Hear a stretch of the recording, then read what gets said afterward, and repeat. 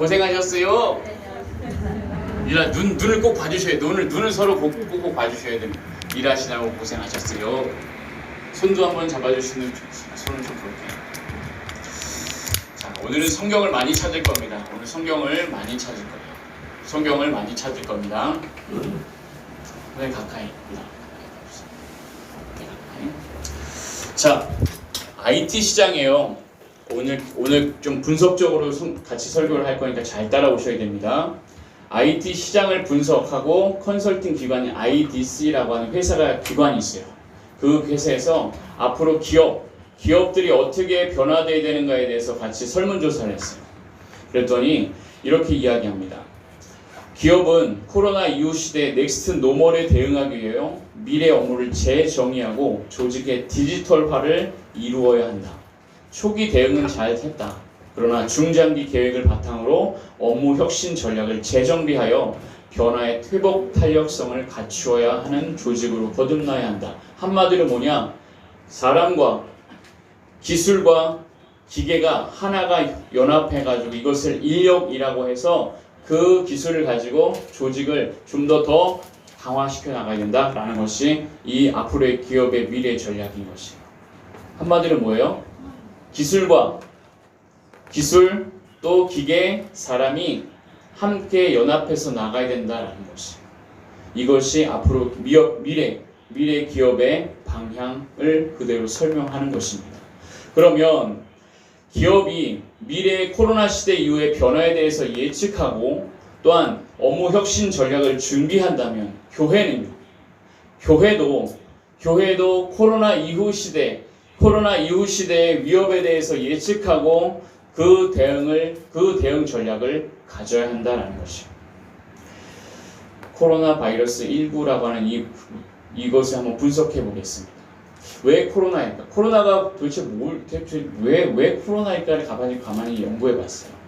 코로나 바이러스가 이렇게 생겼잖아요. 그리고 뾰족뾰족 튀어나왔잖아요. 요 모양이요. 천체 물리학에서는 행성의 플라즈마라고 해가지고 행성의 플라즈마가 폭폭 나오는 것 같이 하는 것을 코로나라고 합니다. 그래서 코로나이라는 그런 설이 하나가 있고요. 또 하나는 코로나가 라틴어로 왕관이라는 뜻이에요. 왕관처럼 생긴 바이러스다 해서 왕관 바이러스라고 하는 겁니다. 서울대 생명과학부 이현수 교수가요 이렇게 얘기해요. 바이러스 자체는 살아있는 것이 아니래요. 대신 세포에 들어갔을 때에만 증식이 가능하고 코로나 바이러스는 너무나 처음에 발견됐을 때 너무나 병원성이 약해가지고 이거는 무시당했었대요. 야, 쟤는 힘없어 라고 했는데 나중에 사람에게 들어와서 증폭되고 변형된 것이라고 합니다. 백신이 개발되면 이러한 현상들은 다 마무리될 건데요. 그 옥스퍼드 제너 연구소라는 곳에서 지금 연구가 임상 1차, 2차, 3차까지 지금 진행 중에 있다고 해요. 한 내년 8월 정도까지 이 임상이 지속된다고 합니다. 그러면 저희가 예측하기는 언제까지요? 내년 8월까지 이러한 상황이 계속적으로 갈 수 있다라고 예측할 수 있는 것이에요. 그렇게 되면 문제가 있어요. 지금 관광업계 아시죠? 관광업계는 지금 지난 국내 관광 호텔 1호 호텔이요 60년 만에 문을 닫고 3월부터 정지하고 있어요. 딱 2명만 지금 근무하고 있는데 그 2명조차도 고용 지원금에 의해서 지금 버티고 있는 상황이라고 합니다. 지난 6월에 서울 호텔 9곳이 폐업했대요. 힐튼 호텔이 90명 감축되고 여행사 40년을 운영하신 나모모라고 하는 사장님은요 커피숍을 회사에다가 차리셨대요. 그거라도 하지 않으면 너무나 살기가 힘듭니다 라고 고백하고 있어요. 6월달에 비행기표 한 장 끊어 가셨대요. 여행자분이. 그리고 울릉도에 2분이 가셔가지고 6만원 버셨대요. 국내 18,000개의 이러한 여행 업체가요 10명 미만의 그러한 아주 작은 회사들입니다. 생존의 기로에 있다라는 것이 생존의 기로.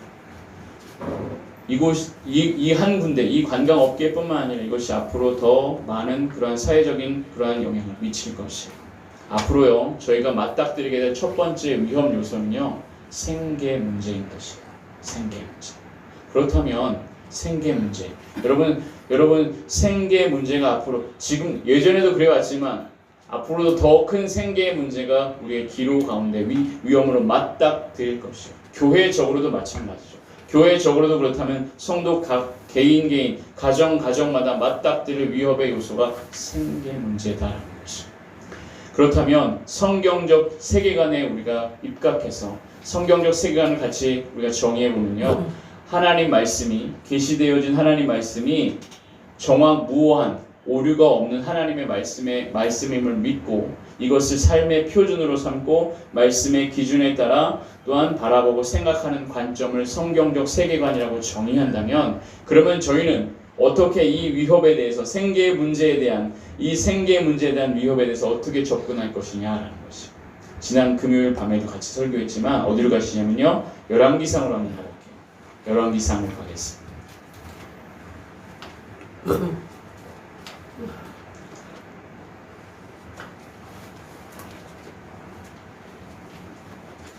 열왕기상 17장입니다.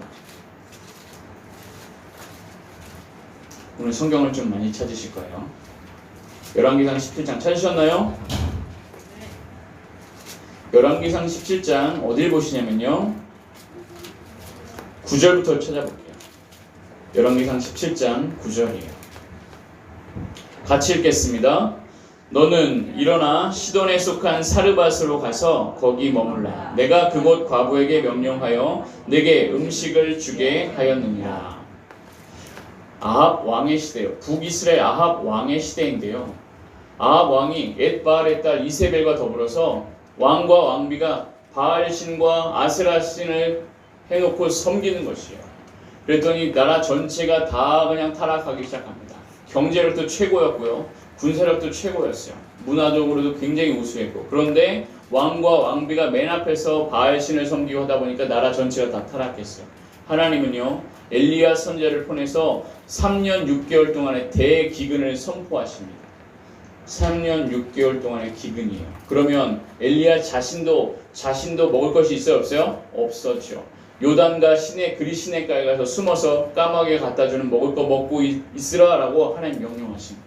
그런데 하나님이 사르밧이라고 하는 이 시돈에 속한 사르밧 그곳에 사는 이 여인에게 누가 찾아가서 거기에서 지내라라고 하나님 명령하신 거예요.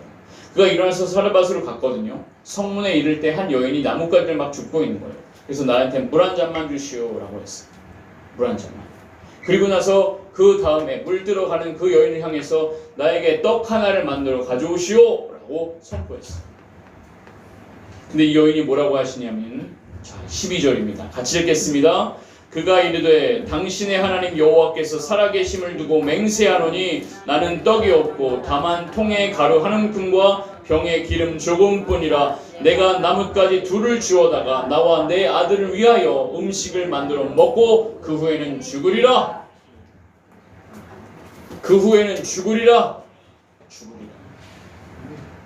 이 여인은요, 기근이 얼마나 심했으면 아들 하나가 있는데 너무나 힘들고 살기도 힘들고 하니까 떡은 없고 통에 가루 조금, 병에 기름 조금뿐밖에 없으니까 이거 먹고 나 죽을 거예요 라고 하는 것이요. 하나님을 모르는 여인이었을까요? 아니에요. 하나님 여호와께서 살아계심을 두고 맹세까지 하는 하나님을 잘 알고 있는 여인이었어요. 그런데 이 마음의 기근까지 함께 찾아와서 지금 나 죽으리라, 아들하고 죽으리라 라고 하는 거예요. 얼마나 살기 어려웠습니다. 근데요, 살기 어렵잖아요. 살기가 어려운데 엘리야의 말을 들어보세요. 엘리야에게 임한 하나님 말씀을 들어보시라는 얘기예요. 엘리야가 그에게 이르되 두려워하지 말고 가서 내 말대로 하려니와 먼저 그것으로 나를 위하여 작은 떡 한 개를 만들어 내게로 가져오고 그 후에 너와 내 아들을 위하여 만들라. 할 수 없는 것이에요. 떡 하나 만들면 그냥 끝이에요. 떡 하나 먹고 그냥 끝나면 없는 거예요. 근데 그 후에 너와 내 아들 위해서 그거 만들어 먹으라? 실현 가능합니까? 가능하지 않습니까? 가능하지 않은 이야기를 지금 엘리야 선지자가 하고 있는 것이에요. 그러나 누구는 가능하신 거예요? 하나님은 가능하시다라는 것이죠.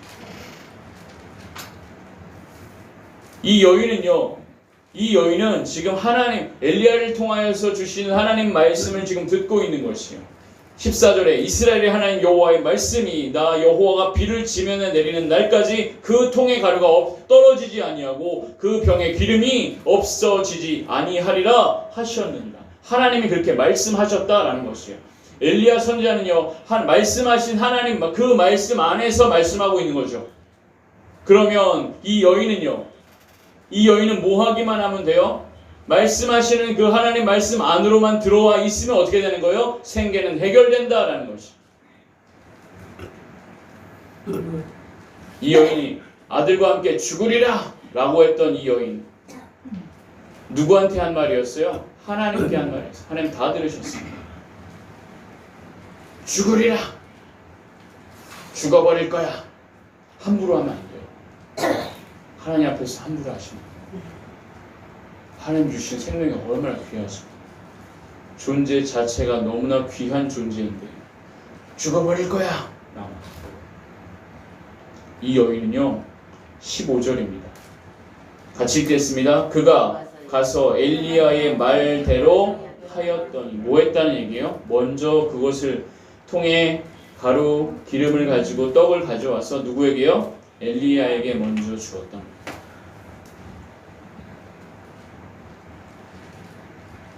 그랬더니 어떻게 됐습니까? 그와 엘리야가 그의 식구가 여러 날 먹었으나 떡 하나밖에 만들 것밖에 없었는데 여러 날을 먹었대요. 이것이 어떻게 가능하냐? 그 다음 절입니다.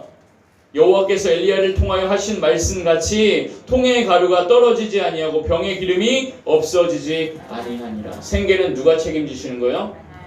하나님이 책임지시는 거예요. 내가 생계를 책임지시겠다고요? 내가 내 생계를 책임지시겠다고요? 평생을 그런 싸움을 하실 겁니다. 하나님을 주도권, 나의 인생을 살아가실 때요, 하나님께 주도권을 내어드리느냐, 내가 가져오려고 하느냐, 이 싸움인 것이. 어른들도 마찬가지죠. 장년들도 다 겪어보셨습니다. 생계는 누가요? 하나님이 책임져 주시는 거예요. 뭐 할 때요? 말씀 안에 들어와 있을 때. 말씀 안에 들어와 계시면 돼요. 누구를 통해서요? 하나님의 말씀 안에만 들어와 계시면 된다는 것이죠. 이러면 해결되시는 거예요. 사람은 할 수 없어요. 엘리야조차도 성정이 우리와 똑같아요. 이 여인조차도 똑같아요. 그런데 하나님 말씀 안에 들어와 계시면 하나님이 책임져 주시는 것이죠. 비가 내릴 때까지 3년 6개월 동안을, 수년 동안을 계속적으로 그 통에 가루, 그 병의 기름이 없어지지 않아요. 기적 아니겠습니까? 저희 교회 쌀통을 혹시 보셨나요? 저희 교회 쌀통에 빈 날이 없었어요.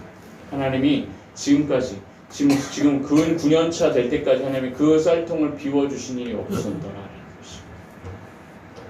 비울만 하면 하나님이 또 어느 곳 통해서 쌀이 같이 오기도 하고, 또 필요한 곳에서 하나님 부어주시기도 하고, 이것이 하나님의 살아계신 증표인 것을 믿으시기 바랍니다. 교회만 그럴까요? 성도의 가정도 마찬가지죠. 하나님, 내가 지금 나 죽어버릴 거예요. 이거 아닙니다. 안 되는 거예요. 하나님, 그 다음에 저는 어떻게 해야 될까요? 라고 물으시기만 하면 돼요. 기다리시기만 하면 돼요. 뭐 안에서요? 말씀 안에 들어오셔서 기다리시기만 하면 돼요. 그러면 하나님 어떻게 하세요? 그리 시내가에서 시돈에 속한 그 사르밧 여인에게로 가라. 내가 그를 명령하여 내게 음식을 주게 하였느니라. 음식을 주게 하여야 하신 그 명령은 먼저 떨어진 거잖아요. 그럼 가서 어떻게 해요? 가시기만 하면 된다. 말씀 안에서 행하시기만 하면 하나님이 다 채워주신 것을 믿으시기 바랍니다. 이것이 앞으로 우리 코로나 이후의 시대의 위협에 대한 첫 번째 대응 전략이에요. 두 번째요. 코로나 이후 시대에 우리 기독교 교회가 맞닥뜨릴 위협 요소 두 번째입니다. 두 번째는 여러분 혹시 들어보셨어요? 인공지능이라고 김영장 선생님 인공지능 들어보셨어요? 채원이 할머니 인공지능 들어보셨어요? 저희 집에서 TV가 하나 있는데 TV가 이름이 진이에요. 진이야 그러면 걔가 네 그렇게 있더라고요. TV 틀어줘 그러면 TV를 켭니다. 그러면 틱 틀어줘요. 진이야 TV 꺼줘 하면 TV가 툭 꺼져요. 이거 인공지능이에요. 컴퓨터 아시죠? 핸드폰 아시죠? 핸드폰 안에서 똑같습니다. 이것이 아주 우리가 쉽게 끄고 끄는 거와 인공지능이에요. 근데요, 이 인공지능이 우리 이 시대를 위협하고 있어요. 어떻게 위협하느냐? 어떻게 위협하죠? 로봇이 인간을 대체하는 비율, 로봇가요, 인간을 대체하는 비율이 가장 높은 나라가 혹시 어딘지 아세요? 우리 정원사님 혹시 어딘지 아세요? 세계 200개 넘는 나라 중에 노동력 1만 명당 로봇이 인간을 대체하는 비율이 1위인 나라 혹시 어딘지 아세요? 미국 아니에요? 미국이요? 어우, 비슷했지만 아니에요. 네, 저희 나라입니다. 저희 나라. 로봇이 인간을 대체하는 비율이 1위인 나라. 세계 로봇 연맹이요. 2016년에 조사했더니 1만 명당 로봇 수가 세계 평균 69대거든요. 근데 우리나라는 531대래요. 1등입니다. 1등. 이 말이 바꿔 말하면 뭐예요? 앞으로 인공지능 시대가 도래하기 시작하면 제일 먼저 우리나라 뭐예요? 인공지능이 인간들을 대체한 기계들로 다 그냥 공정의 시스템이 되어지는 1등 국가가 될 가능성이 있다는 것이죠. 2006년에요. 캐나다 토론토 대학의 제프리 힌턴이라고 하는 교수님이 딥러닝이라고 하는 논문을 발표했어요. 이게 뭐냐면 인공지능 스스로가 판단하고 추론하고 학습할 수 있는 그런 것을 증명해냈다는 것이 괜찮은 논문이었어요. 아니 인공지능이 뭐길래 그게 같이 혼자 공부도 하고 하냐 하면서 같이 놀고 있었어요. 그렇게 얘기하고 있었어요. 그랬더니 다른 사람들이 2006년이면 우리나라가 해서 무슨 일이 있었냐면 별도 없었겠죠. 근데 당시에 캐나다 토론토에서 그 논문을 발표한다 한들 우리나라 분들은 먹고 살기도 힘든데 그거 그렇게 들어서 뭐해 하면서 넘어갔어요. SF 영화 좋은 거 나오겠네 라고 하면서 넘어갔어요. 2010년 10년이 딱 지나고 2016년 3월에요. 국민적 충격 속에서 딥러닝 그 추론하고 또한 판단하고 스스로 학습할 수 있는 그러한 AI 그러한 그 자동화된 인공지능을 국민적 충격 속에서 만나는 게 이름이 뭐냐? 알파고였어요. 알파고를 근데요 더 충격적인 얘기는 알파고보다 더 뛰어난 인공지능이 또 나왔다는 거예요. 알파고 제로. 바둑의 기본 원칙만 알려줬거든요. 30시간 만에 자기가 스스로 학습하고 하더니 알파고를 눌러버렸어요. 알파고 제로. 데니얼 레들러라고 하는 청년이 한 명 있어요. 데니얼 레들러. 미국 청년 같아요. 켄쇼라고 하는 작은 회사를 설치해가지고 세웠어요. 57명의 직원들로 그는 인공지능을 앞으로 내가 회사에 입사시키겠다라는 목표를 가지고 이 연구에 뛰어들었어요. 켄쇼라고 하는 인공지능이요. 골드만삭스라고 하는 금융투자회사 뉴욕 본사에 입사합니다. 그래가지고 이 켄쇼라고 하는 이 인공지능이 도대체 뭐길래 이 뉴욕 본사에서 같이 이렇게 너 들어와서 한번 일해봐 라고 했어요. 그랬더니 딱 들어가자마자 3시간 20분 만에 트레이더 600명이 행할 수 있는 일들을 다 처리해봅니다. 한 달 동안 일할 일감들이요 3시간 20분 만에 이 켄쇼라고 하는 인공지능이 다 끝내버려요. 동시에 598명의 그 트레이더들이 어떻게 돼요? 아이비리그 수재들이 그대로 해고당했어요. 나머지 2명은 남겨놨어요. 왜 2명은 남겨놨어요? 인공지능 켄쇼를 업무 보조하기 위해서. 2015년에 이 골드만삭스 회사는 더 이상 우리는 금융회사가 아니다. 인공지능 기업이다 라고 선언했어요. IBM에서 인공지능 왓슨이라고 하는 그 인공지능을 개발했어요. 의사예요. 의사인데 8,500개 의료기관의 축적 정보 120만 편의 의학 논문 400만 건의 제약 특허 1억 명 이상의 환자 정보를 탑재하고 있는 IBM 왓슨 지금 가천의학대학에서 지금 진료 중에 있어요. 여러분 누구에게 찾아가시겠습니까? 오진율이 5%나 되는 그러한 의사분에게 찾아가시겠습니까? 오진율이 0%밖에 안 되는 이 왓슨에게 가서 하시겠습니까? 환자들이 이 인공지능을 더 신뢰하고 있어요. 법학계도 마찬가지입니다. IBM 인공지능 로스라고 하는 ROSS라고 하는 이 인공지능 2016년 뉴욕 로펌에 같이 입사를 해요. 243년 동안 미국 법률 모든 축적된 모든 법률을 1초에 10억 장을 다 분석할 수 있는 능력을 탑재하고 있어요. 변호사들이 어떻게 해요? 대량 해고 당하고 있다는 것이. 서울대 공대 유기현 교수팀이요, 미래 한국을 예측합니다. 공과대학에서 2090년에는요 한국 사회 99.997%가 프레카리아트라고 하는 불안정한 노동계급이 지금으로 말하면 어떤 노숙자분들, 또 외국인 불법 노동자분들, 또 이런 부분, 난민들 이런 부분인데요. 꿈과 열정이 없고 내가 하는 일의 가치를 못 느끼고 또한 평생 먹고 사는 일로 고통받는 이 계급이 된다라고 그분이 같이 얘기했어요. 2090년에 아직 멀었죠. 아직 멀었지만 훨씬 더 땡겨질 수 있다라는 것이. 인공지능의 위협이 이렇게 가까이 와 있다라는 것이. 여러분 어떻게 하시겠습니까? 새로운 이러한 지배 세력 앞에서 이러한 압제가 앞으로 우리를 같이 덮칠 것입니다. 우리를 이미 와 있습니다. 어떻게 하시겠어요? 김영당 권사 어떻게 하시겠어요? 나중에 요양보호사도 같이 그냥 바로 뺏길 수 있는 것이죠. 쿠오쿠오라고 아세요 혹시? 우리 손수진 선생님 쿠오쿠오 아세요? 쿠오쿠오라고는 어떤 체인점이거든요. 회 먹는 체인점. 제가 전에 아버지께서 그쪽에서 불러주셔가지고 쿠오쿠오 갔더니 한쪽에 뭐가 있어요. 얘는 뭐예요? 아버지 그랬더니 그거 기계야. 얘 뭐 하는 기계야? 그랬더니 접시 치우는 기계야. 순간적으로 어떻게 해요? 아이고야 이거 그러면 앞으로 여기서 아르바이트 하고 있는 우리 대학생들 어떻게 할까? 라고 하는 생각이 확 스치는. 저희 막내가 편의점에서 아르바이트 하고 싶다고 난 그 일 하겠다고 딱 하는데 그거 어떻게 그 자리에 기계를 대체하냐. 큰일 났습니다.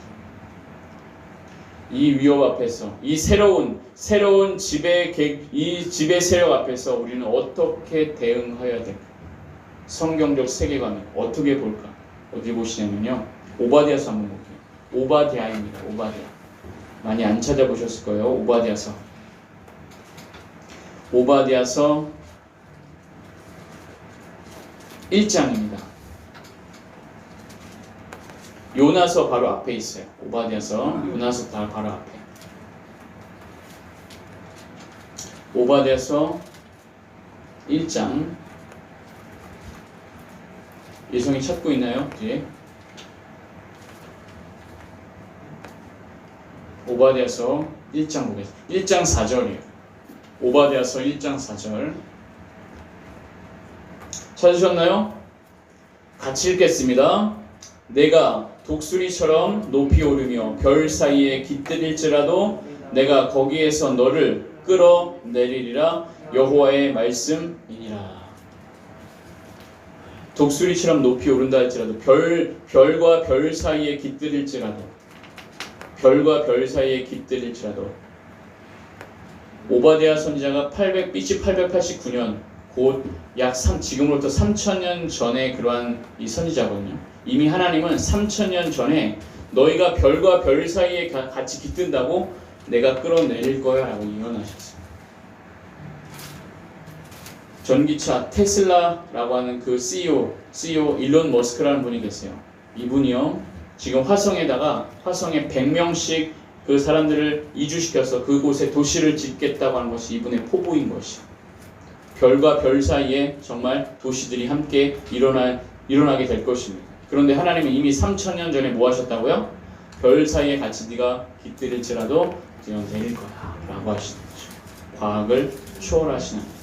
어딜 한번 또 보시냐면요. 욥기서 26장 가겠습니다. 욥기서 26장. 욥기서 26장입니다.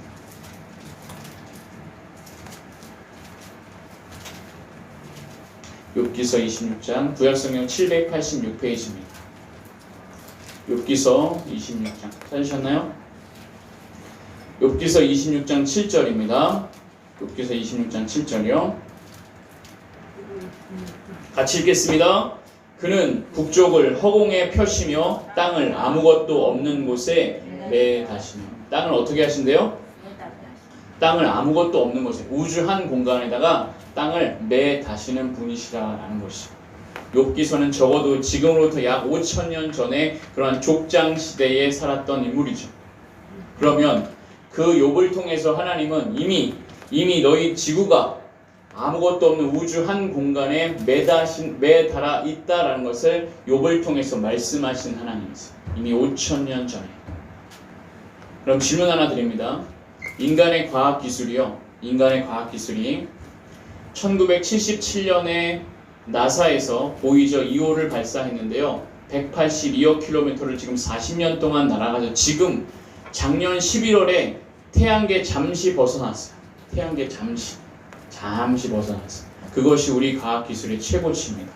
그런데요, 하나님은 이미 5,000년 전에 뭐예요? 너희 땅이 하늘에 우주 한 공간에 매달려 있는 것을 네가 아느냐라고 물으시는 줄 믿으시기. 그러면 질문 하나 드려요. AI, 인공지능이 아무리 뛰어나고 또 이렇게 같이 간다 한들 하나님을 이길 수 있어요, 없어요? 없는 것이다 라는 것이. 천국은 인간이 발달되어진 과학의 그 끝보다, 과학의 단계보다 수십, 수백, 수천 배가 더 뛰어난 그러한 세계인 줄 믿으시기 바라요. 우리가 이 위협에 대해서 어떻게 이겨야 되느냐? 다니엘서로 가겠습니다. 다니엘서로 갑니다. 새로운 지배 세력 앞에서 우리는 어떻게 대처해야 되는가? 다니엘서 1장입니다. 다니엘서 1장 8절이요. 새로운 지배 세력 압제 위협의 앞에서 우리는 다니엘서 1장 8절 찾으셨나요? 1231페이지입니다. 같이 읽겠습니다.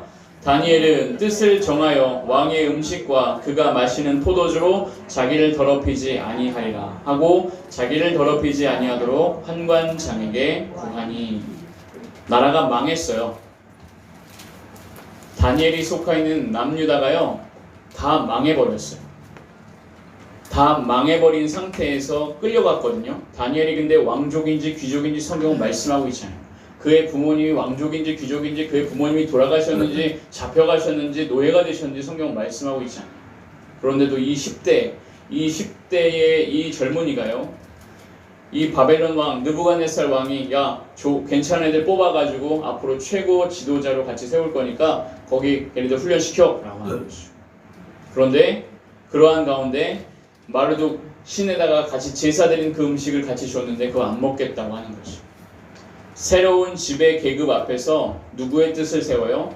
하나님의 뜻을 세우고 그렇게 하지 않겠습니다 하면서 이 왕의 음식과 왕의 포도주로 난 먹지 않겠습니다 라고 합니다.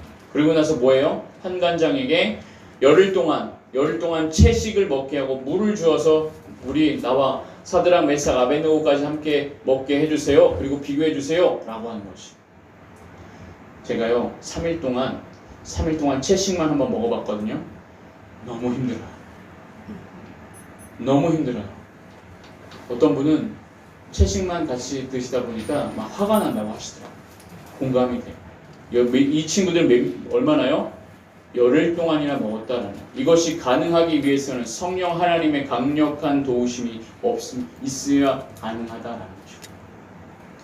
성령 하나님의 도우심으로 이들은요 10일이 지났을 때 다른 아이들보다 더 얼굴이 더 좋아졌고 더욱 아름답고 살이 더욱더 윤택하여 왕의 음식을 먹는 다른 소년보다 더 좋아 보인지 하나님이 이 네 소년에게 그대로 모든 학문을 주시고 모든 서적을 깨닫게 하시고 지혜를 주시고 또한 다니엘에게는 환상과 꿈을 깨달아 알게 하시는 능력을 허락하여 주십니다. 앞으로 우리는 성령 하나님의 강력하신 인도하심을 통해서 누굴 이긴다고요? AI, 이 시대, 새로운 시대의 지배 세력을, 이 압제를 같이 대응하고 돌파하는 힘을 가져야 할 줄 믿습니다. 성령 하나님의 도우심이 함께 있기 위해서는 우리는 항상 기도의 영성을 잃지 말으셔야 돼요. 영적인 실력을 늘 갖추고 있으셔야 되는 것이. 어떠한 생 옆에 분에게요 이렇게 권면합니다. 우리 함께 기도의 영성을 유지합시다. 영적 실력을 계속 가집시다. 영적 실력을 계속 가지고 계시오. 이지성이라고 하는 작가는요 앞으로 이 인공지능에 대해서 인공지능이 두 가지가 별로 없대요. 뭐냐면 공감 능력과 창조적 상상력이 없다고 축적된 기술로만 하니까. 그래서 거기에 대해서 우리가 같이 개발하자라고 하는 것이 그분의 주장입니다. 우리는